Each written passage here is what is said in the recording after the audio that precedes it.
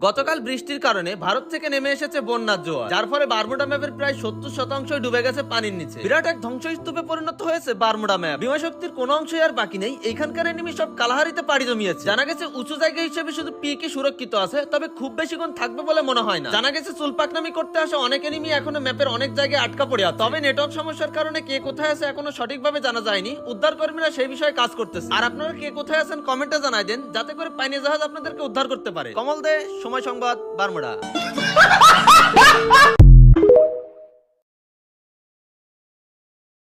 গতকাল বৃষ্টির কারণে ভারত থেকে নেমে এসেছে বন্যার জোয়ার, যার ফলে বারমুডা ম্যাপের প্রায় 70% ডুবে গেছে পানির নিচে। বিরাট এক ধ্বংসস্তূপে পরিণত হয়েছে বারমুডা ম্যাপ। বিমা শক্তির কোনো অংশই আর বাকি নেই। এইখানকার এনিমি সব কালাহারিতে পাড়ি জমিয়েছে। জানা গেছে উঁচু জায়গা হিসেবে শুধু পিকে সুরক্ষিত আছে, তবে খুব বেশিক্ষণ থাকবে বলে মনে হয় না। জানা গেছে চুলপাকনামি করতে আসা অনেক এনিমি এখনো ম্যাপের অনেক জায়গায় আটকা পড়ে আছে। তবে নেটওয়ার্ক সমস্যার কারণে কে কোথায় আছে এখনো সঠিকভাবে জানা যায়নি। উদ্ধার কর্মীরা সেই বিষয়ে কাজ করতেছে। আর আপনারা কে কোথায় আছেন কমেন্টে জানাই দেন, যাতে করে পানি জাহাজ আপনাদেরকে উদ্ধার করতে পারে। কমল দে, সময় সংবাদ, বারমুডা।